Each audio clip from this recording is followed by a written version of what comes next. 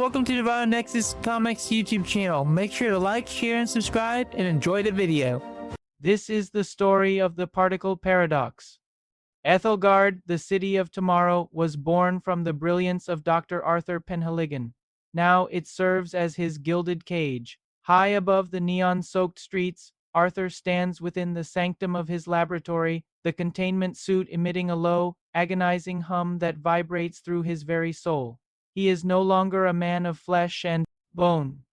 He is a shimmering nexus of quantum probability, a ghost in a machine designed to keep him from drifting into the infinite. Every breath is a calculated effort of will. The suit's magnetic fields bite into his shifting form, grounding him in a reality that feels increasingly foreign. Outside, the skyline of Ethelgard glows with a promise of progress, but beneath the surface, the rift created by the Sub-Zero Collider continues to pulse. Arthur can feel the fraying edges of the world, the subtle vibrations of atoms that shouldn't be moving that way. He is the guardian of a fragile peace, a living weapon of science who fears his own power more than any external threat. To the people below, he is a savior. To himself, he is a ticking time bomb of subatomic instability. The silence is broken by a scream that echoes through the quantum frequency. Dr. Silas Vane, once Arthur's closest friend and most brilliant rival, has returned. But the man who stepped out of the rift is no longer Silas. He is the Entropy King, a void-clad monarch of decay. As he walks through the grand plaza of Ethelgard, the very air withers, modern skyscrapers, masterpieces of engineering, begin to flake away like old parchment, turning into clouds of gray static. People caught in his wake don't just die. They unspool, their histories and physical forms erased by the entropic field he radiates. The universe is a failed calculation, Arthur. Silas bellows, his voice a chorus of crumbling stone.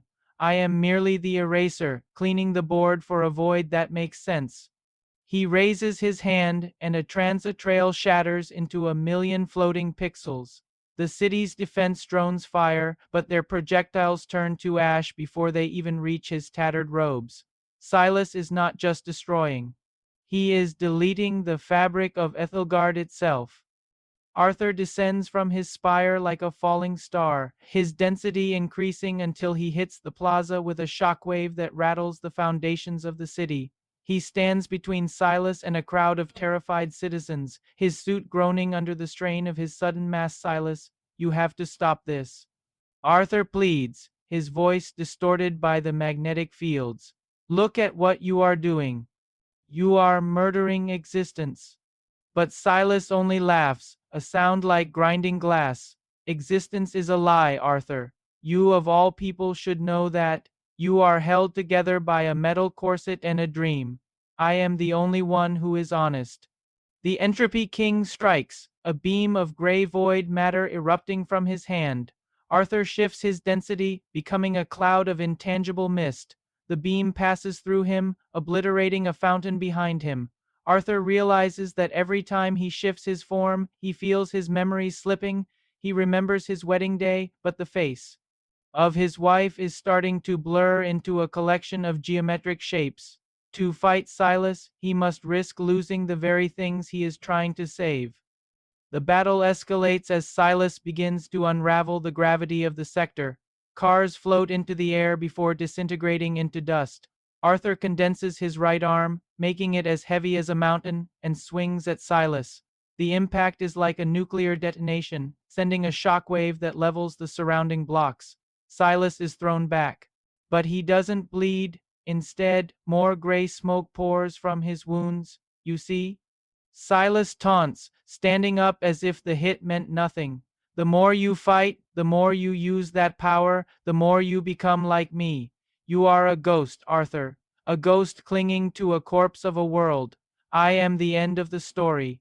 Silas raises both hands, and a massive rift opens in the sky above the city. The microverse is leaking in, a psychedelic nightmare of impossible colors and shapes. The laws of physics in Ethelgard are now completely broken.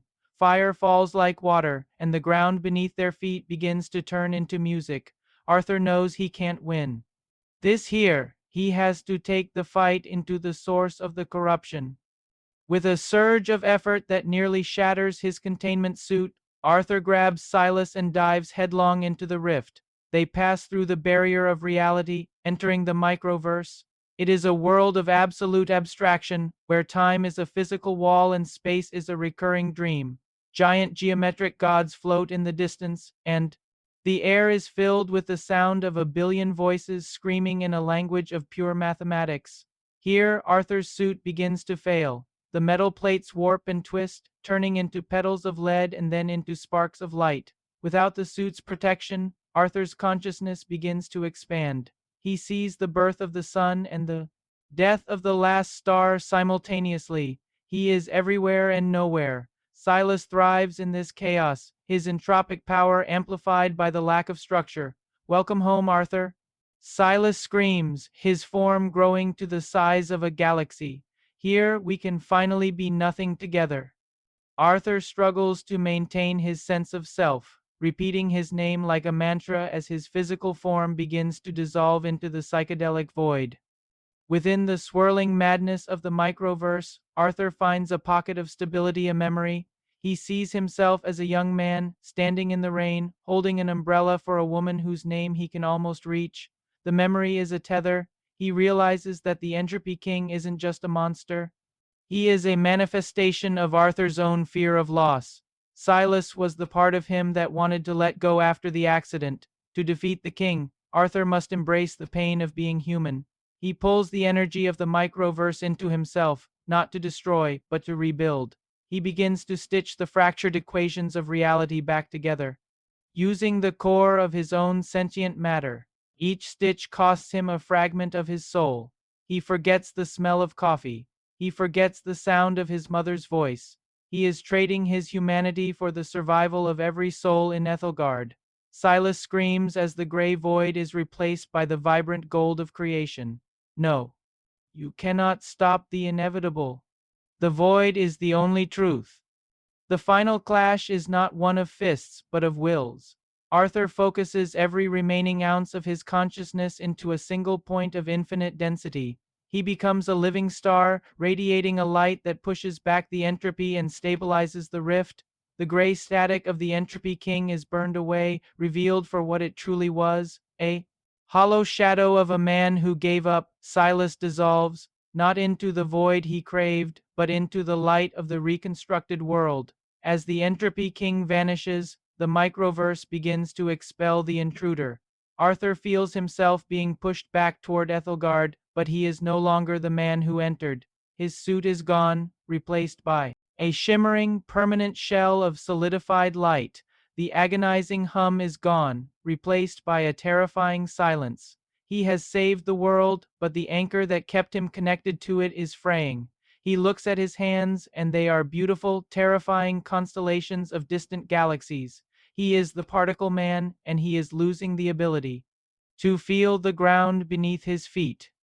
Ethelgard is saved. The skyscrapers are whole, the citizens are back in their homes, and the laws of physics once again hold true. But high above the city, on the spire of the Sub-Zero Collider, a lonely figure stands watching the sunrise. Arthur Penhaligon is still there, but he is more myth than man now. He can no longer speak. His voice is the sound of the wind through the wires. He can no longer touch the world he protected. His hands would pass through it like a ghost. He remembers that he loved this city, and he remembers that he once had a name. He is the guardian who lives in the space between atoms, the silent watcher of the quantum realm. Every now and then, a child in the city looks up and thinks they see a falling star that doesn't quite land. A shimmer of blue and white light that lingers in the air. Arthur is the dust between the stars, a mindless god who chose to remember just enough to be a hero. The sacrifice is complete. The experiment continues. Thanks for watching. I hope you enjoyed this story. If you did, make sure to like and subscribe for more content, and until next time, stay super.